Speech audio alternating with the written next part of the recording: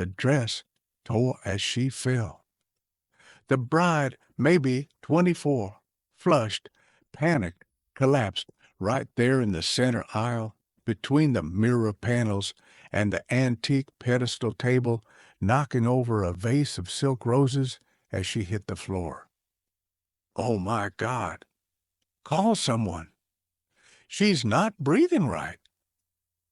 The dress shop on May Street erupted. 3 women ran toward the crumpled white fabric, and one of them, Nora Lancaster, the owner's daughter, dropped to her knees beside the bride and instinctively checked her pulse. It was racing. But so was the girl's breath. She was hyperventilating, clinging to the neckline of the gown like it was suffocating her. "Shh," Nora whispered. "You're okay. You're okay. Breathe with me. In, out."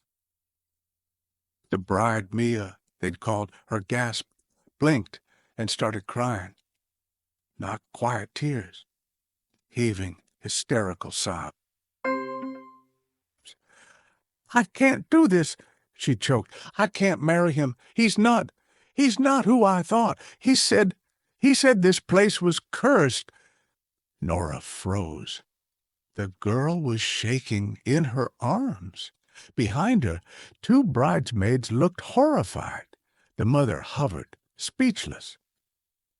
And at the back of the shop, behind the register, Margaret Lancaster, Nora's mother, stood like a statue, one hand tightening on the counter, the other holding the landline mid-call. She hung up without speaking, and then calmly said, "We're closed. All of you out. Now."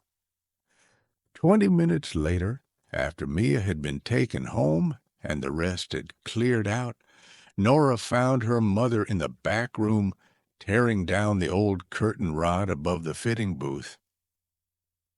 "Are we seriously just pretending that didn't happen?" Nora asked. Margaret didn't look up. "She had a panic attack. You calmed her down. End of story." "She said her fiancé told her the shop was cursed. What does that mean?" "It means her fiancé is a gossip and a coward." "And?" Margaret turned. "And you're not the one who spent 32 years keeping this place afloat. So don't come in here acting like you know what people say behind our backs." Nora took a breath. "Why would someone say this shop is cursed, Mom?" Margaret didn't answer. Instead, she pulled down the last rod with a clatter, walked to the storage closet, and opened a drawer labeled "Back Room, Do Not Open." Inside was a bridal gown, wrapped in tissue, yellowing around the edges. Still beautiful. Nora had never seen it before. Margaret unwrapped it slowly, laid it on the table like a body, then finally spoke. "It's the last dress your father designed for a bride who never came back." Nora stepped closer. "What happened to her?" "She ran away on the day of the fitting, never picked it up. Her fiancé came in 2 days later drunk, screaming, blamed your father, said he'd stolen her heart or her mind or both." Nora felt the air shift. "Did he?" Margaret's voice was quiet. "I don't know." That night, Nora walked through the shop alone. The mirrors still reflected the ghost of the morning's panic. She ran her fingers along the velvet arm of the viewing chair, stared at the hand-painted wall quote in cursive. "Every woman deserves to see herself in light." It had been her father's favorite saying, and now someone out there was saying this place was cursed. She didn't know what hurt more, the idea that someone believed it, or the possibility that it might be true. Just as she turned to leave, the bell above the door rang. A woman, early 40s, long dark coat, uncertain eyes, stepped inside and looked around like she knew every seam in the walls. "Can I help you?" Nora asked, surprised. The woman smiled faintly. "I hope so," she said. "I think your father saved my wedding once, and I need to tell someone what really happened the night that bride ran away." Nora's heart stopped. The stranger extended her hand. "My name's Elise, and I was there." Nora locked the door behind Elise and flipped the sign to "Closed." The shop had never felt so still. Elise walked slowly as if retracing invisible footsteps, pausing at the antique mirrors, the satin-bound albums, the dusty glass case that once held her father's sketches. "I haven't been here in over 20 years," she said, "but nothing's changed." Nora studied her. "You knew my father?"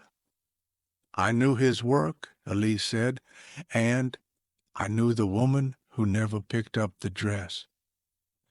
Nora sat down on the velvet chair, the same one where panicked brides had cried and thrilled ones had glowed. "Tell me." Elise smiled gently. "Her name was Lillian.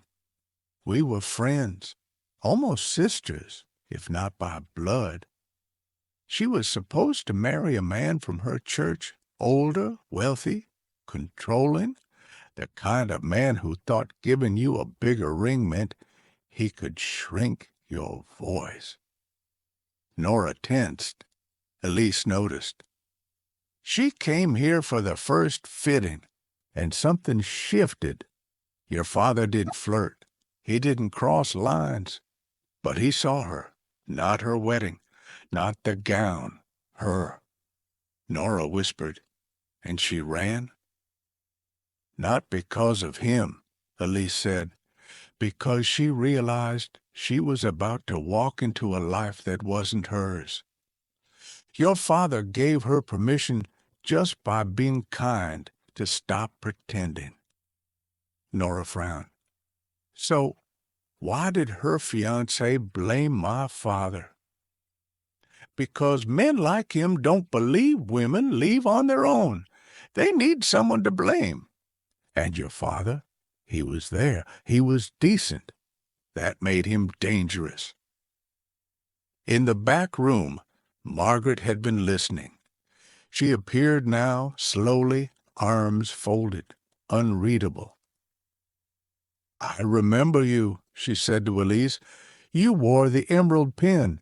Lillian called you her real maid of honor." Elise nodded. Margaret's voice turned sharper. "You knew what your friend did. You let her ruin my husband's name and disappear." "I didn't let her do anything," Elise said calmly. "She left to save herself. Your husband understood. You just never wanted to hear it." Margaret's jaw tightened. "I came to tell the truth," Elise added.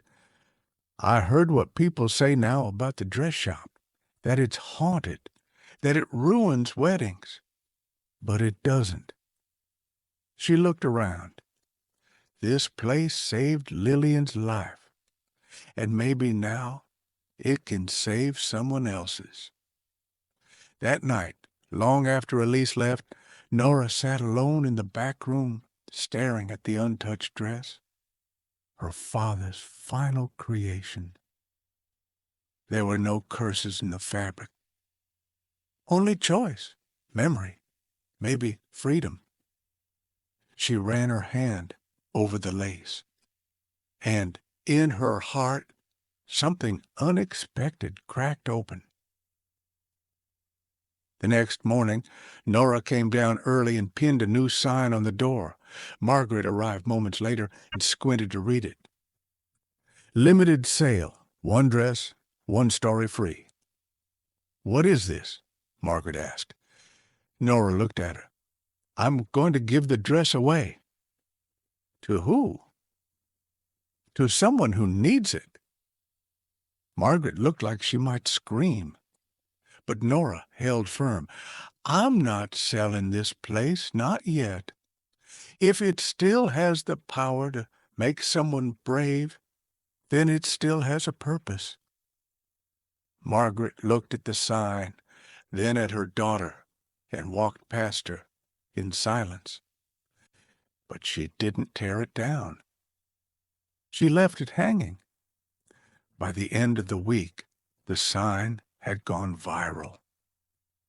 It started when a college student posted a photo of the storefront with the caption, "One dress, one story, free. Who does this?" It caught fire within hours. Hundreds of comments, dozens of calls, messages from brides-to-be, widows, divorcees, dreamers. But there was only one dress. And Nora knew it wasn't just about lace or legacy. It had to be about meaning. The applicants came in waves. Some begged. Others brought coffee and sad eyes. One woman handed over a 2-page essay about finding love at 53 after surviving cancer. But Nora couldn't decide. Not until the handwritten letter arrived. No name, no return address. Just a single page tucked inside a craft envelope. She opened it on a quiet afternoon, seated in her father's chair by the register. "I have no story worth telling. Just a suitcase, a borrowed bed, and a promise I never thought I'd keep. I left him, finally, and now I have nothing, except chance to marry myself to a life I choose. If this dress still holds kindness, I'll wear it. And if not, that's okay, too." Nora read it twice, then a third time. She showed it to Margaret, who stared at it in silence, then handed it back without a word. "I want to give it to her," Nora said, "even if she doesn't want it any more." Margaret didn't object. She just said, "Make sure it fits someone who won't vanish." Nora replied the only way she could, by placing a new sign on the door. "The dress has found its story." The next day, a woman arrived quietly, late 30s, dark curls tied in a loose scarf, nervous hands. "I saw the window," she said. "I didn't think you'd choose me." Nora smiled. "We didn't. The dress did." The fitting was silent. No tears, no theatrics. Just the quiet moment when the zipper slid up and the woman looked in the mirror and didn't flinch. Margaret watched from the doorway. She didn't say much, but before the woman left, she slipped a note into the garment bag. Later, Nora asked what it said. Margaret hesitated, then told her, "You don't have to know where you're going. Just walk like you mean it." That night, as they closed up shop, Margaret stood at the counter with the old ledger. "I've been thinking," she said, without looking up. "Maybe it's not the place that's cursed. Maybe it's the silence." Nora turned. "What do you mean?" Margaret finally met her eyes. "I never asked your father why he didn't defend himself. I was too angry, too proud. But now I wonder, maybe he knew the truth would find its way."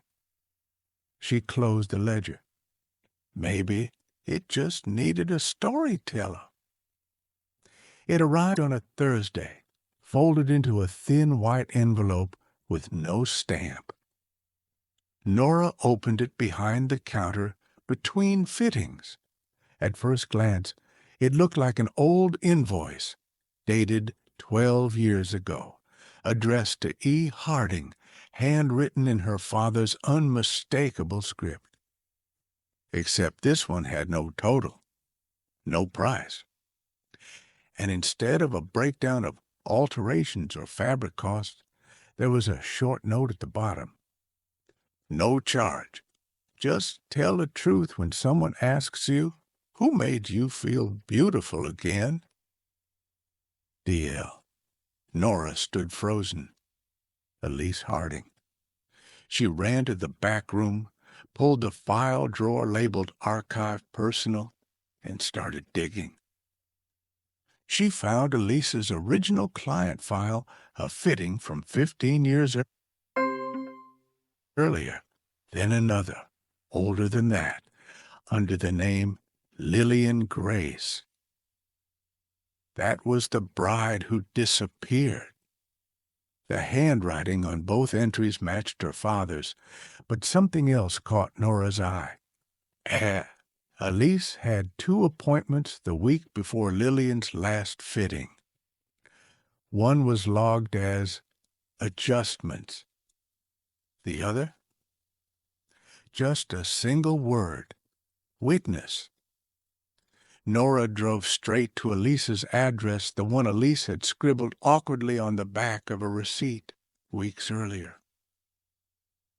She found her in a small rental above a flower shop, watering dying tulips in the window. "I have questions," Nora said, breathless. Elise smiled. "I figured." They sat with mugs of weak tea and the sound of the traffic below. Nora laid the invoice on the table. "You kept this all these years." "I wasn't the only one who kept things." Elise pulled out a box from under the couch. Inside were dozens of Polaroids, brides in dresses, most of them nervous, some glowing, one or two unmistakably terrified. And in the middle, Lillian, standing barefoot in the fitting room of the shop, half in her gown, half out, holding Nora's father's hand, smiling with eyes full of heartbreak. Nora picked it up. "You took this?" Elise nodded.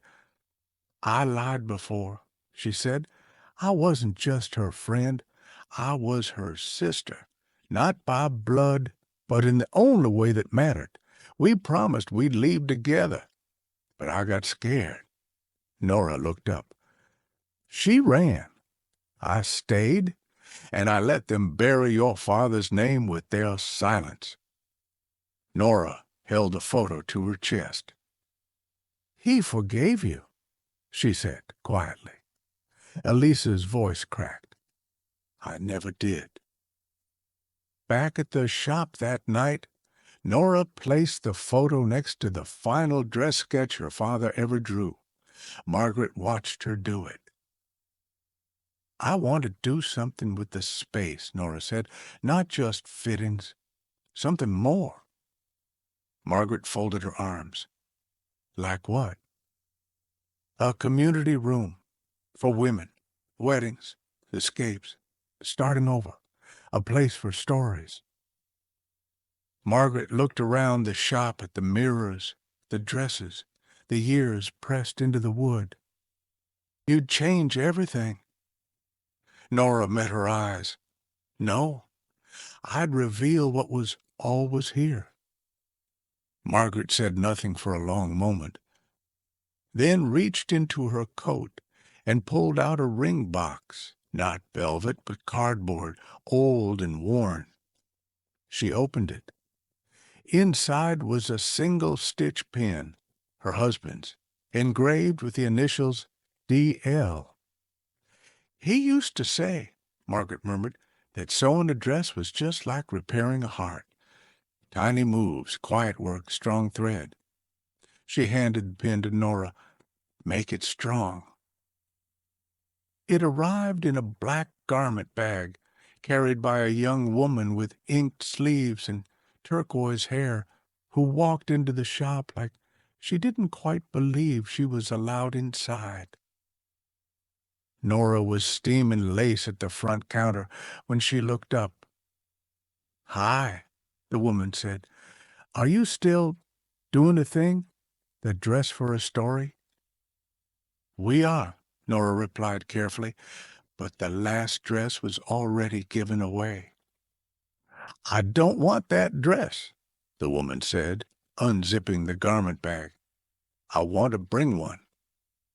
Inside was a dress midnight blue, vintage cut, stitched by hand. "I found it in my grandmother's attic," the woman said, "wrapped in a blanket inside a metal trunk. She never talked about her wedding, but there was a letter in the hem." Nora blinked. "A letter?" The woman pulled out a plastic sleeve. Inside was a delicate piece of stationery, yellowed, fragile. She placed it on the counter. "If you're reading this, it means someone else wants to feel like themselves on their own day. So this is my gift. This dress got me out of a life I didn't want. May it bring someone else into one they do. M.L." Nora stared at the initials. M.L. Margaret Lancaster? She called her mother. Margaret arrived in 20 minutes, lips pressed tight, silent until she saw the letter. She read it once, then sat down. "That's not mine," she said. "It's my sister's, Mary Ann." "I didn't know you had a sister," Nora said. "We weren't allowed to talk about her," Margaret whispered. "She ran off before her wedding. Disappeared. My parents said she embarrassed us." The woman with turquoise hair raised a hand. "She was my grandmother. She died last year, but she used to hum a song when she sewed. Said she learned it from her sister, who had stronger hands than anyone else." Margaret choked on her breath. Nora reached for her hand, and for the first time in weeks, her mother didn't pull away. "I think this is the dress we've been waiting for," Nora said softly. "Not to give away, to begin again." That weekend, they cleared the back fitting room and turned it into a memory space. They called it the second mirror, a room for trying on more than gowns, for journaling, for tears, for stories. Nora placed the midnight blue dress on a padded hanger beneath a new sign that read, "Not all beginnings wear white," and beneath that, in smaller letters, "If it saved you, share it." The dress shop on May Street was no longer just a boutique. It was a room full of echoes. And finally, someone was listening. They came slowly at first, a woman carrying a bouquet made of letters, another bringing a veil passed down by 5 women who never married, a bride who wanted no groom but wore a dress anyway, just to prove I could. The second mirror filled with these pieces, shoes, photographs, tears tucked in pockets, vows written but never spoken. Nora spent her days not just fitting dresses, but listening. Margaret surprised everyone, including herself, by leading the first story circle. She sat before 6 women and told them about her sister, her silence, and the fear she carried for too long. "I sewed my grief into seams," she said, "but it doesn't belong there anymore." At the end of the session, she unpinned her husband's old stitch pin and passed it around the circle. "Touch it," she said, "if you've ever had to sew yourself back together." One by one, they did. A few weeks later, a reporter from a local paper came to interview them. Nora expected questions about business, finances, trends. Instead, the woman asked, "What do you actually sell here?" Nora smiled. "Not dresses," she said. "We just hold space for people until they remember how to stand up in their own reflection." That night, Margaret handed Nora a sealed envelope. "I wrote this the week your father died. Never gave it to you." Nora opened it slowly. Inside was a single line. "One day, you'll fit the world better than any dress ever could. I hope I don't miss it." Margaret looked at her. "I didn't." They hugged. Not for the first time, but for the first time without holding back. 2 years later, the shop still stands. The sign above the window now reads, "The Dress Shop on May Street and the Mirror Room behind it." Brides come and go. Some leave with dresses, some without. But all leave lighter. Inside, Nora fits gowns and futures. Margaret embroiders initials into linings not just of lovers, but of mothers, daughters, and the selves they once lost and found again. In the back, the second mirror has a new feature, a wall of threads. Each woman leaves behind a single strand of ribbon, yarn, or lace pinned with her story on a tag. Hey, not one is the same, but all of them hold. And in the quiet of closing time, if you listen, you can hear them breathing. Just like fabric does right before it moves. Because sometimes the strongest thing a woman can wear isn't a dress. It's the story she finally tells in her own voice. Have you ever kept something, a dress, a letter, a silence that carried more than just memory? Share your story in the comments. Someone might find strength in your thread.